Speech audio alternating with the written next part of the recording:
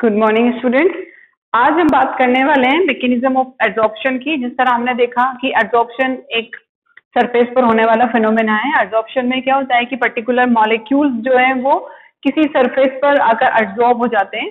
तो उसी एड्सॉर्प्शन की मैकेनिज्म हमें देखनी है। तो देखो, मैकेनिज्म अगर देखनी होगी तो हमें थोड़ा थर्मोडायनामिक की तरफ चलना होगा। जिस तरह आपने 11th क्लास में थर्मोडायनामिक्स के बारे में पढ़ा है कि थर्मोडायनामिक्स में एंथैल्पी जो है वो कब नेगेटिव होती है, कब पॉजिटिव होती है, एंट्रोपी क्या है, एंट्रोपी कब नेगेटिव होती है, सारी चीजें हम क्लियर करके आए। तो उसी थर्मोडायनामिक के कंसेप्ट को हम यहाँ अप्लाई करेंगे मैकेनिज्म को समझने के लिए। तो देखो, adsorption is an exothermic reaction. Adsorption जो है एक एक्सोथर्मिक रिएक्शन है। जब भी एड्सॉर्प्शन होता है तो हीट जो है वो रिलीज होती है। ठीक है, एड्सॉर्प्शन होने पर जैसा कि आपको पता है कि सरफेस पर होने वाले फिनोमेना है। सरफेस पर जो किसी पर्टिकुलर मैटर की सरफेस पर जो भी एटम्स हैं वो उनका जो फोर्स है वो अनबैलेंस्ड होता है। उनका जो फोर्स ऑफ अट्रैक्शन है वो अनबैलेंस्ड होता है, क्योंकि उनको अट्रैक्ट करने वाले मॉलिक्यूल्स वहां प्रेजेंट नहीं होते हैं। सिर्फ वो अट्रैक्ट किससे होते हैं? बल्क में प्रेजेंट मॉलिक्यूल से। तो उनका फोर्स ऑफ अट्रैक्शन अनबैलेंस्ड होता है, और अनबैलेंस्ड है तो ऑब्वियसली एनर्जी हाई होगी। तो वो कब उसकी एनर्जी कब आप कह सकते हो कि कब कम होगी या कब वो बैलेंस हो जाएगा? जब उसको उस पर मॉलिक्यूल, उसकी सरफेस पर मॉलिक्यूल आकर अटैच हो जाएंगे। तो वही चीज होती है कि जैसे मॉलिक्यूल आकर अटैच होते हैं तो वो अपनी एनर्जी को रिलीज करता है और एक स्टेबिलिटी को फाइंड आउट कर लेता है। तो वही चीज है कि एडसॉर्प्शन जो एक्सोथर्मिक रिएक्शन है, अगर एक्सोथर्मिक है तो हम कह सकते हैं कि एंथैल्पी चेंज, जिसे हम डेल एच से रिप्रेजेंट करते हैं, एंथैल्पी चेंज क्या होगा? नेगेटिव होगा इन केस ऑफ एडसॉर्प्शन। फिर हम बात करें after adsorption, freedom of movement of molecules restricted, so their entropy change also negative. आप समझते हो एंट्रोपी किसे कहते हैं? एंट्रोपी यानी क्योंकि मूवमेंट रेस्ट्रिक्टेड हो जाती है तो एंट्रोपी चेंज कम हो जाता है। यानी कि मूवमेंट रेस्ट्रिक्टेड हो गए, यानी अब वो बाउंड हो गए सरफेस के साथ। सरफेस का जो फोर्स ऑफ अट्रैक्शन था वो भी सेटिस्फाई हो गया, और जो मॉलिक्यूल थे उनकी मूवमेंट भी क्या हो गई? स्टॉप हो गई कुछ टाइम के लिए, क्योंकि वो एड्सॉर्बेंट की सरफेस पर जाकर चिपक गए हैं, वहां पर एब्जॉर्ब हो गए हैं। तो उनकी जो फ्रीडम ऑफ मूवमेंट है वो भी कहीं ना कहीं खत्म हो गई है। तो उनका जो एंट्रोपी चेंज है वो क्या हो जाएगा? वो नेगेटिव हो जाएगा, क्योंकि उनकी फ्रीडम ऑफ मूवमेंट चली गई है, वही एंट्रोपी होती है। तो एंट्रोपी चेंज भी नेगेटिव हो गई। तो और रिक्वायरमेंट फॉर स्पॉन्टेनिटी, और आप जानते हो कि कोई भी रिएक्शन स्पॉन्टेनियस है, यानी खुद से होने वाली रिएक्शन है जिसे हम नहीं करवा रहे हैं। तो स्पॉन्टेनियस रिएक्शन के लिए रिक्वायरमेंट हमारे पास क्या होती है कि डेल जी की वैल्यू, यानी गिब्स फ्री एनर्जी की वैल्यू क्या होनी चाहिए? नेगेटिव होनी चाहिए। ये सारी चीजें हमने थर्मोडायनामिक्स में स्टडी की हैं। तो अगर आप देखो on the basis of Gibbs free energy, अब गिब्स फ्री एनर्जी की आपको रिएक्शन अगर आप देखते हो थर्मोडायनामिक्स से ही वो हमें मिली है। तो डेल जी का वैल्यू जो इक्वल होता है del H minus T del S के। ये हमारा गिब्स फ्री एनर्जी का इक्वेशन है जो हमें थर्मोडायनामिक्स ने दिया है। अब फॉर एड्सॉर्प्शन, अगर एड्सॉर्प्शन के लिए आप इस गिब्स फ्री एनर्जी का इक्वेशन अप्लाई करो तो क्या होगा? डेल एच की वैल्यू नेगेटिव होती है और डेल एस की वैल्यू भी नेगेटिव है एड्सॉर्प्शन के केस में। तो आप ये दोनों नेगेटिव वैल्यू जब आप इस इक्वेशन में लिखते हो तो आपको कुछ तरह की इक्वेशन मिलती है, जिसे आप ऐसे भी लिख सकते हो, del G is equal minus of del H minus minus plus plus of T del S. तो ये हो गई Gibbs free energy equation for adsorption. Adsorption के लिए आप गिब्स फ्री एनर्जी इक्वेशन को इस तरह से लिख सकते हो। कैसे आई वो हमने यहाँ थर्मोडायनामिक रिलेशन से फाइंड आउट किए। ओके, अब देखो, आपने देखा कि एड्सॉर्प्शन के केस में डेल एच का वैल्यू नेगेटिव होता है। इक्वेशन से डेल एच का वैल्यू तो नेगेटिव ही आ रहा है। एड्सॉर्प्शन के लिए डेल एस का वैल्यू यानी एंट्रोपी चेंज भी नेगेटिव होता है। तो उसे नेगेटिव बनाए रखने के लिए आपको यहाँ पर डेल जी को नेगेटिव बनाए रखने के लिए, यानी रिएक्शन को स्पॉन्टेनियसली प्रोसीड कराने के लिए डेल जी का वैल्यू भी नेगेटिव चाहिए। ये थर्मोडायनामिकल डिमांड है हमारी। तो डेल जी का वैल्यू नेगेटिव बना रहा है इस इक्वेशन को देखकर, एड्सॉर्प्शन की जो इक्वेशन है इसे देखकर डेल जी का वैल्यू नेगेटिव बना रहा है। उसके लिए आप क्या करोगे? डेल एस का वैल्यू तो पॉजिटिव हो गया यहाँ पर इक्वेशन में जब हमने उसकी वैल्यू को रखा। तो आप जब इसको डेल जी को नेगेटिव बनाए रखना चाहते हो तो आपको क्या करना होगा? ये जो डेल एच है आपका, इसका वैल्यू हाई करना होगा, यानी नेगेटिव में वैल्यू आपको हाई में डालनी होगी, तभी आपके पास डेल जी का वैल्यू नेगेटिव में आएगा। तो हम कह सकते हैं to get del G negative, del H should have sufficient high negative value. Del H की वैल्यू क्या होगी? सफिशिएंटली हाई नेगेटिव होगी, यानी बहुत ज्यादा नेगेटिव होगी, तभी जाकर हमें डेल जी का वैल्यू नेगेटिव मिलेगा। अदरवाइज हम यहाँ पॉजिटिव में भी वैल्यू हमारे पास आ सकती है, जो कि स्पॉन्टेनिटी को शो नहीं करेगा। आई होप मैकेनिज्म आपको समझ में आई होगी। मैकेनिज्म को समझने में हमने थर्मोडायनामिक्स का हेल्प लिया। डेल एच की वैल्यू देखी, डेल एस की वैल्यू देखी, उससे हमने डेल जी का इक्वेशन अपना मॉडिफाई किया अकॉर्डिंग टू एड्सॉर्प्शन रिएक्शन। ठीक है। वहां हमने देखा कि डेल एच तो नेगेटिव आ रहा है ऑटोमेटिकली, बट डेल एच का वैल्यू पॉजिटिव हो गया, तो अब डेल जी यानी गिब्स फ्री एनर्जी को नेगेटिव बनाए रखने के लिए, क्योंकि आपको रिएक्शन स्पॉन्टेनियसली करानी है, नेगेटिव बनाए रखने के लिए आपको क्या करना होगा, डेल एच की value sufficiently high in negative लानी होगी। ओके, तो ये तो था मैकेनिज्म। अब हम बात करेंगे आगे टाइप्स ऑफ एब्जॉर्प्शन की, इसे नोट डाउन करो आप।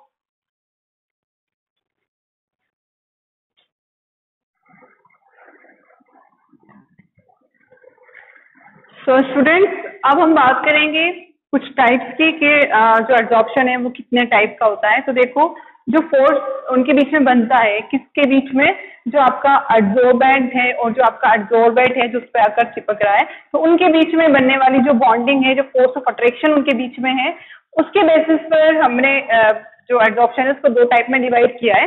एक है फिजिजॉर्प्शन और दूसरा है केमिजॉर्प्शन, जिसे फिजिकल एब्जॉर्प्शन और केमिकल एब्जॉर्प्शन भी हम कहते हैं। तो देखो, फिजिकल एब्जॉर्प्शन या फिजिजॉर्प्शन में क्या होता है कि force of attraction between adsorbent and adsorbent is weak, यानी उनके बीच में जो फोर्स ऑफ अट्रैक्शन है जिसकी वजह से वो जुड़े हैं वो वीक फोर्स ऑफ अट्रैक्शन है, जिसे वंडरवॉल फोर्स ऑफ अट्रैक्शन कहते हैं। उसके थ्रू उनके बीच में बाइंडिंग होती है। जबकि केमिजॉर्प्शन या केमिकल एब्जॉर्प्शन में क्या होता है कि जो आपका एड्सॉर्बेंट और एड्सॉर्बेंट है उनके बीच में स्ट्रॉन्ग फोर्स ऑफ अट्रैक्शन होता है, जिससे जैसे कि केमिकल जनरली कोवलेंट बॉन्ड और आयोनिक बॉन्ड होते हैं, उस तरह की बॉन्डिंग उनके बीच में होती है। तो यहाँ हम कुछ डिफरेंस देखेंगे जिससे हमें और क्लियर होगा कि फिजिजॉर्प्शन और केमिजॉर्प्शन एक्चुअल में है क्या। तो physisorption, molecules are attached on surface by weak van der Waals force. कैसे फोर्स से अटैच होते हैं, वीक वंडरवॉल फोर्स से। जबकि केमिजॉर्प्शन में मॉलिक्यूल अटैच होते हैं बाय कोवलेंट और आयोनिक बॉन्डिंग। उसके अलावा रिलेटिवली वीक, ऑब्वियसली जब फोर्स ऑफ अट्रैक्शन वीक है तो फिजिजॉर्प्शन की जो नेचर है वो भी वीक होगी रिलेटिवली एज कंपेयर टू केमिजॉर्प्शन, और केमिजॉर्प्शन जो है वो रिलेटिवली स्ट्रॉन्ग होगा।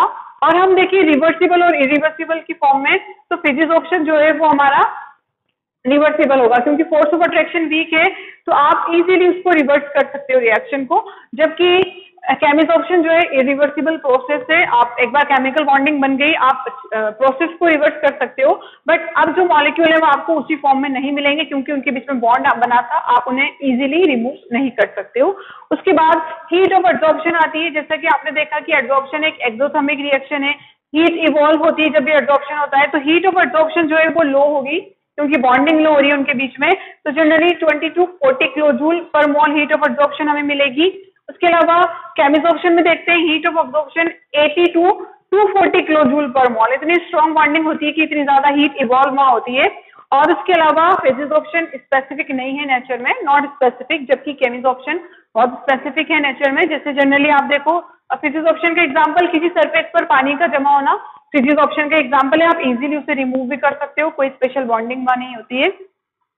और सिक्स आप देखो कि फिजिजॉर्प्शन occur at low temperature and decrease on increasing temperature. फिजिजॉर्प्शन come temperature पर ही होता है और आप टेम्परेचर इंक्रीज करोगे फिजिजॉर्प्शन के केस में तो ये प्रोसेस डिक्रीज होती जाएगी, फिजिजॉर्प्शन वहां देखने को नहीं मिलेगा। जबकि केमिजॉर्प्शन जो है वो अकर एट ऑल टेम्परेचर, हर एक टेम्परेचर पर होता है। उनके बीच में अच्छी बॉन्डिंग हो गई तो कितना भी टेम्परेचर हो केमिजॉर्प्शन हो सकता है। And increase on increasing temperature, और जैसे जैसे आप टेम्परेचर इंक्रीज करोगे आपका केमिजॉर्प्शन की प्रोसेस और इंक्रीज होती जाएगी। अब कुछ एग्जांपल हम देख लेते हैं, जैसे कि आपने इसको नोट डाउन कर लो, मैं यहाँ से क्लीन कर देती हूँ। फिजिजॉर्प्शन और केमिजॉर्प्शन के एग्जाम्पल अगर हम देखें तो देखो माइंस वगैरह में हम जो गैस मास्क यूज करते हैं उसमें चारकोल लगा हुआ होता है, जैसा आप पिक्चर में भी देख सकते हो चारकोल का गैस मास्क होता है। वहां पर चारकोल क्या करता है कि जो माइंस में जहरीली गैसें होती है सिर्फ उन्हें एब्जॉर्ब करने का काम करता है, वो उनके साथ कोई रिएक्ट नहीं करता है, वो सिर्फ उन्हें फिजिजॉर्प्शन की फॉर्म में उन्हें एब्जॉर्ब करेगा उन जहरीली गैसों को, और वो जहरीली गैसें चारकोल पर एब्जॉर्ब हो जाएंगी और हमारी लंग्स तक नहीं पहुंच पाएंगी। सिर्फ यही प्रोसेस वहां होती है, इसे हम नाम दे देते हैं फिजिजॉर्प्शन का। तो फिजिजॉर्प्शन का एग्जांपल आप लिख सकते हो। फिजिजॉर्प्शन का अगर हम एग्जांपल देखें, charcoal used in gas mask, gas mask का पिक्चर आपको नजर आ रहा है, gas mask to absorb gases। Okay, chemisorption के एग्जाम्पल हम देखें तो केमिसॉर्प्शन देखो, आपने जो भी रिडक्शन वाली प्रोसेस पढ़ी है 11th में, जिसमें हाइड्रोजन को हम पर्टिकुलर प्लैटिनम या निकल की सरफेस पर एब्जॉर्ब कराते थे, वो केमिसॉर्प्शन की प्रोसेस थी। उसमें केमिकल बॉन्डिंग होती थी हाइड्रोजन और प्लैटिनम या निकल के सरफेस पर, फिर उसके बाद वो हाइड्रोजन एक्टिवेटेड होता था और रिडक्शन में पार्टिसिपेट करता था। तो आप यहाँ लिख सकते हो केमिसॉर्प्शन के लिए, केमिसॉर्प्शन के एग्जाम्पल अगर हमसे पूछे तो आप लिखोगे adsorption, adsorption of H2 gas on the surface of